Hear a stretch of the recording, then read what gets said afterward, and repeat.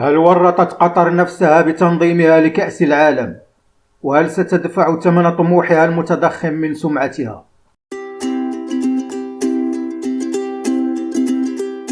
إن الحملة التي يتعرض لها المونديال القطري من طرف جهات كثيرة في الغرب توضح ورطة النظام القطري واستحالة جمعه بين النقيضين.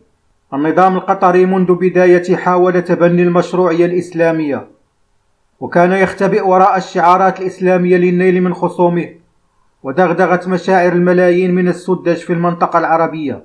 فقد استقطب جماعة الإخوان وحتى الجماعات الإرهابية تساعده في ذلك ماكينة إعلامية قومجية إسلاموية، وفي نفس الوقت كانت ممارساته في السر تناقض شعاراته المعلنة.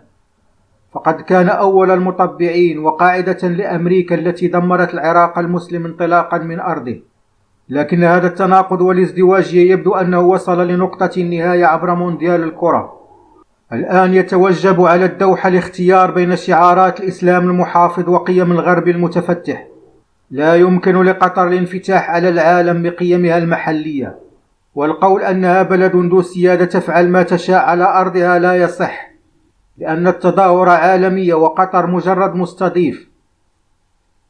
والقول أيضا أن قطر مستهدفة لأنها مسلمة ليس صحيحا، لأن دول الاتحاد الأوروبي هددت بمقاطعة ومعاقبة هنغاريا لمجرد رفضها ذكر المثلية في مقررات المدارس الابتدائية، وهي البلد الغربي المسيحي.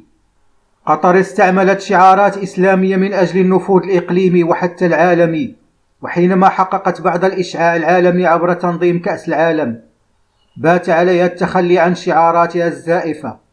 فقطر التي هاجمت السعودية بسبب انفتاحها ستنظم حفلا فيه خمور ومثلية، وستفتح فنادقها لغير المتزوجين، بل أن حفل الافتتاح سيتضمن غناء ورقص مما يعتبر في الأدبيات الإسلامية حراما، وبسببه هاجموا السعودية. وقطر التي هاجمت دولا عربية بسبب ما تسميه تطبيع فتحت مكتبا لإسرائيل وفتحت معها خطوطا جوية، ووفد إسرائيل الإعلامي يسرح ويمرح في قطر. قطر تريد التظاهر بالحرص على مبادئ الإسلام في مونديال حصلت عليه بالرشوة التي يحرمها الإسلام، وضحت في سبيله ب15,000 روح بشرية، وهو من أشد الكبائر في الإسلام. قطر تريد كسب انفتاح عالمي وكسب أموال الغربيين دون أن تفقد شعاراتها، فهي مثل فتاة الليل التي تريد وتدعي المحافظة على بكارتها أمام السذج والمغفلين. وهذا ما يحاول أبواقها فعله الآن.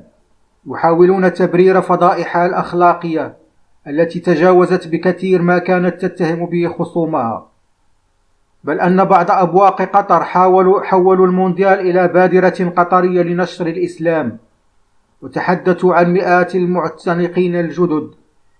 والبعض يصور قطريين يتجاهلون إسرائيليين، لكن ما سيحدث هو أن شهر المونديال لن ينصرم حتى يزيل عن قطر آخر ورقة توت إسلاموية.